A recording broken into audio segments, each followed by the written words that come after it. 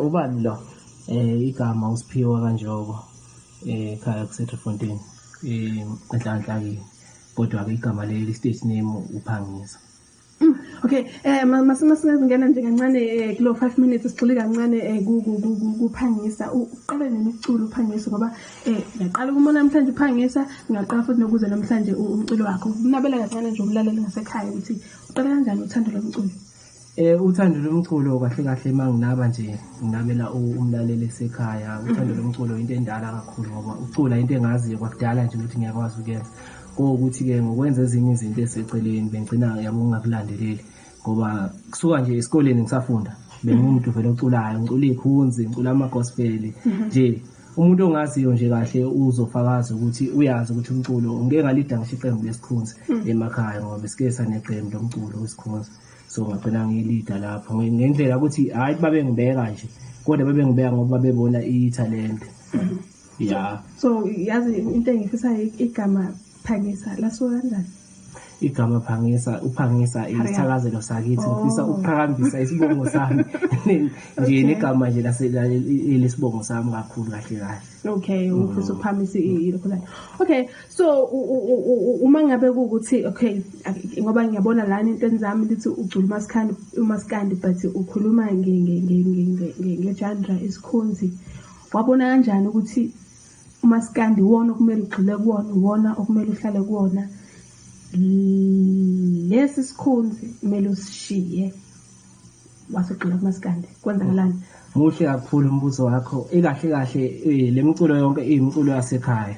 So isikhonzi bekuyiculo nje sisucula ngoba bathe sikhula singabafana kodwa bengihamba yabo mhlambe sihambe imfundelo sihamba sicula nje noma ngithi mangibiza nami ngithi cha ngiyabiza insizwa zamafu ngiyavuma impela kahle ukuthi kubiza umuntu onekhona nanokuthi ke nje mawucula ngasikhula sikulandela vele umaskandi kakhulu.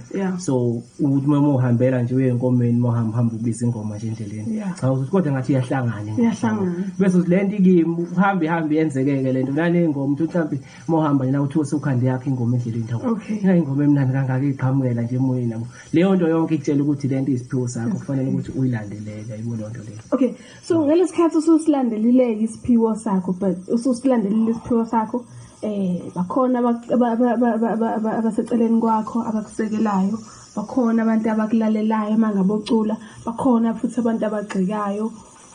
Bathina abantu i-reaction mangabe kuwukuthi mhlawumbe let's say usukhipha ingoma, yathina i-reaction yabantu sebebonile ukuthi usukhipha ingoma? Hawu uyashaya because bazodlala.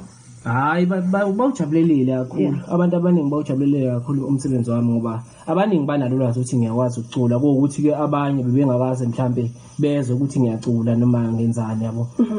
Bebenokubona nje bezwe mhlambe nangabanye abantu kodwa abaningi bawujabulela kakhulu umsebenzi wami kangangokuthi namanje baningi kakhulu bawudinga umsebenzi wami. Nje abantu abaningi bawudinga umsebenzi wethu ngokuthi ke bayalazi italent esinalo yabo endabeni zokuthi enazo zokucula kakhulu kazi wona lo mculo kaMaskandi into eyaziwayo ukuthi siyayenza ngoba bese kusikhathi eside kakhulu sidlala iginqe singabantu nje ababhizi ngendaba yomculo kodwa singatholi ukuthi sirecord. So ngendaba yamandla ngenxa ukuthi studio kuyakhokhwa so bese shaya lokho ukuthi manje shaya amandla sinazi ingoma sinawo umsebenzi esinawo esingathi mathiwa manje singene studio sicule sifisa ukushaya kodwa ngendaba yokuthi ke amandla bengekho thothi manje uthole isimo siqhubeka ungakhona ucula thothi uyaqhubeka nje udlala iginqe ukhanda ingoma kodwa uzisindawo asifiki kubantu. So ke ngokuqhubeka ke kwempilo ke losiqhubeka ke sizama ukubeka isendiphe kwelinye sigcine sithola amandla sithi ayingeke ake sihambe siyongena e-studio kwayindaba nje ukuthi sisukele la sihambe nje kakhulu ngoba lezi ngoma lezi ekhona la ngikhande emzimkhulu ngihambe ngasuka la ngaye emzimkhulu kune studio i-Termination. So ngafika ngasebenzisana nabafundi labo ngiwathole khona lapha bangenzela ngomculo wami kanjalo. So ngombuzo yazi engizobuza njengamanje ngizokufaka kancane ku-spotlight chair. Iminyaka emihlanu ezayo uPhangisa uzibone kuphi? Nginako ukuthemba ngokuthi umculo wami uyaphezulu kakhulukazi ngizibona umculo wami ukhulile kakhulu ukusuka manje kuya phambili nje masibeka iminyaka emihlanu ukusuka manje kuya phambili ngithemba nje ukuthi hayi umculo wami uphezulu ngesupport yabantu nangokuthi abantu mhlawumbe mabethanda umculo wami yibona abazongikhomba indlela kodwa ke ngiyathemba kakhulu umculo wami nomsebenzi wami futhi ngiyawuthemba. Support yabantu ekhaya, support uyayithola khamba kanjani ekhaya? Kakhulu bajabula kakhulu ngoba bayazi kahle bayazi ukuthi nginesiphiwo somculo wamaskandi khona ngisho nje ekhaya ke baleni nje makuthiwa ngenze into angenzi lutho ngingacula ngihamba ngicula umuntu nje ocula ngiyacula nje isikhathi ngisho noma ngikuphi ngisho la ngikhona nje ngiyacula ngakuthi ucula kuyitalent nento engiyithandayo ke futhi Oh, okay, mangabe ukuthi ukhona umntwana lapha ngaphandle or umakhelwane or ohlala opposite nawe obukelayo kuwena, yes wena ngeke uzumazi njengamanje ukuthi uyabukela kuwena ukuthi nami ngiyafisa ukuthi ngibe kuleli zinga uma lo Msimphiwe akulona, ngiyafisa ukuthi ngibe kuleli zinga leli uma lo Mphangisa akulona, but awazi wena ukuthi kukanjalo, but uyabukela kuwena yonke into oyenzayo uyayibukela kuwena. Ungathini kuyena ukuthi umgqugquzele umnikeze amazwi ukuthi amkhuthaze ahlale lapha khona? Ngathi nje mina akahlale esiphiweni sakhe mangabe enesiphiwo somculo. Isiphiwo somuntu siyaziveza mangabe unesiphiwo somculo okwamandla imali konke lokho kuza kamuva. Into ebalekile isiphiwo nothando. Umculo kufanele kube into uphusho umuntu ukuthi ngene emculweni noma kube kanjani, kodwa umculo uwena ofanele uthande uphile umculo kuwe ngaphakathi. Ngisho ingoma uyicula iphile kuwena ngaphakathi, hayi ukuthi ingoma ucule nje ngoba ulandela abantu becula, kodwa cula into ekuwena ngaphakathi. Umculo uyisiphiwo somuntu, yiloko engikholela kuwo. Engasho nje ukuthi akabekezele mangabe sesesikoleni futhi akaqhubeka ahlale esikoleni ngoba kubalekile ukuthi isikolo naso sibe khona ube umuntu oqhubekayo nendaba yempilo yakhe eseceleni, ngoba umculo into ongeke wazi ukuthi abantu ukuthi mawufika nayo kubo bawamukele kanjani. So ungaqhubeka ube mawusesemncane uqhubeka ube ufunda wenza izinto zakho kufanele uzenze, kodwa uwazi ukuthi wena unesiphiwo somculo. Okay, hayi wayibeka insizwe yakithi wayibeka. So mase singena ke sesigena emculweni kaPhangisa, angijwayele ukubona ukuthi kunezinto ezithize emculweni kaMaskandi ezikhuluma ngazo. So masingakhuluma ngoPhangisa, imculo kaPhangisa noma ingoma zaPhangisa yini le egcile kuze ekhuluma ngazo kakhulu? Ingoma zethu laphana ziningi ziyinhlobo eziningi kakhulu. Kunengoma nje eziningi kakhulu, ngathi ngithi ingoma engikhandile njengamanje zishumi zizonke zizu-10. So zonke zinendlela ezihlukene. Kukhona ingoma zothando, kukhona futhi ingoma engasho ngithi ingoma zokutsizwa, kukhona ingoma nje ezimusic ezobumnandi nje zokujabula. So akekho umuntu ongakhona ukungena kuzo, noma ngawubani othanda umculo uyangena nje asikhaxa umculo nami, ngoba angibhekanga kuyindaweni eyodwa ukuthi mhlambe ngicela othandweni noma ngicela mhlambe osizini noma, kodwa zikhava wonke umuntu, sonke isimo lesasuke kuso ngaleso sikhathi unayo ingoma angayikhetha ukuthi nayi le ngoma. Okay, mina ngumuntu womculo wokholo, mina ngumuntu womculo ngilalela umculo like we-reggae, mina ngilalela umculo we-R&B. Yimuphi umlayezo lo ongithembisa wona ukuthi noma kanjani mangabe ukuthi ngiyawulalela umculo kaPhangisa wona ozongidonsa? Mangayilalela ingoma kaPhangisa, mangamlalela ingoma kaPhangisa bamthathile, kukhona lo mlayezo lo ozongidonsa. Yini lo ngithembisa yona engomeni zakho? Ukhona impela futhi umbuzo wakho ngiyawuthanda. Ukhona impela umlayezo ozowuthola. Yabona kune track yami ingoma ethi usezulwini. Yabo le ngoma ingoma engasho ngithi ingoma yokholo, ngoba engikushoyo laphana ukukholwa noma ngikhuluma mina uqondene nje nami kakhulukazi. Loyana ke uqondene nami straight ngoba ukhuluma ngokuthi usezulwini. Kahle kusho ukuthi ena ubhekene nobaba wami ongizalayo, yabo. Kusho ukuthi ke ngangenza nje ukuhlonipha yena ngokuthi umuntu ongasekho, yabo. So ngibe nokuthi ena kusho ukuthi ngatshela ukuthi ngokwezenzo zakhe zala emhlabeni ngiyakholwa mina ukuthi usezulwini. Ngiyayibona lento leyo. So ngasho ngithi nawe wena okholwa mawuyilalela futhi mhlambe mase utholile nje zonke ingoma zami uzokhona ukuthi ukhethe leyo ngoma leyo ezongena kuwena, kodwa nje neyokholo hayi ngiyakuthembisa impela imessage ikhona ibalekile into straight eqondile. Hayi wangithembisa uPhangisa we-uncle, wangithembisa umlaleli ekhaya useyasho ukuthi yazi ngendlela ngithembisa ngayo uPhangisa sengiyafisa ukuthi ngizwe umculo kaPhangisa, sengiyafisa ukuthi nami ngibe nawo la ngakumina. Mangabe ukuthi ukhona ufisayo umculo wakhe ukuthi abe nawo, uthola kanjani? Okwamanje ngingathi basawuthola kithi abantu umculo wethu ngenxa yokuthi siphazamisekile. Funze ngabe nje ngilevike esisuka kulo ngesimo esenzakalayo ezweni, levike esisuka kulo befanele ngabe ngihambile ngayiThekwini ngolanda ama-CD ngabuya ndawo, ngoba baningi kakhulu abantu abathi bafuna umculo. Ukuthi mangixhuma nabase-studio abakhona ukuqhubeka nomsebenzi wethu ngenxa yokuthi abakhona ukufinyelela la basebenzela khona. So ngithatha isinqumo sokuthi ke ngiqhubeke-ke, kodwa-ke ngiwazi isimculo wethu kubantu, kodwa ukhona kithi owudingayo uzoxhumana nathi bese thina-ke ngoba zikhona indawo la sitholakala khona Facebook, yakhona ukuthi ungithole uSiphiwe Njongo Facebook, khona ipage lami uPhangisa, naku YouTube futhi uyakhona ukuthi ungene khona ku YouTube uPhangisa uzofike futhi ungithole nakhona noma ungene Facebook futhi kukhona la ngifake khona inamba zami la uzongithola khona na ku WhatsApp. So ningaphula indlela ongakhana ukuthi ungithole ngazo okwamanje. Kuzohamba ke mase ke ngilanda ama-CD bese futhi ngiphinde ngibazisa abantu kuzo inkundla zami zokuxhumana. Hayi sevele wayibeka ke inkundla zakhe zokuxhumana lapha uphangisa ingoma bamthathile sitshele ngale ngoma bese siyakuyona ngenxa yesikhathi. Ingoma ethi hayi ikhuluma nje ithi bamthathile ingoma engasho ngithi sibheka nje izimo zokuthi kuyenzeka ukuthi omunye umuntu mhlambe alahlekelwe umuntu asuke ephilisana naye ngokothando ke lapho noma ingasho ukuthi le ngoma ngoba nje kathina singabaculi sibheka zonke izimo zabantu ongasho ukuthi isimo siqondene nawe ngaleso sikhathi kodwa sibheka yonke into eyenzakalayo bese siyisebenzisa siyenze ibe ingoma ikwazi ukuthi iduduze lowo muntu osuke nalo bobuhlungu lo. Okay.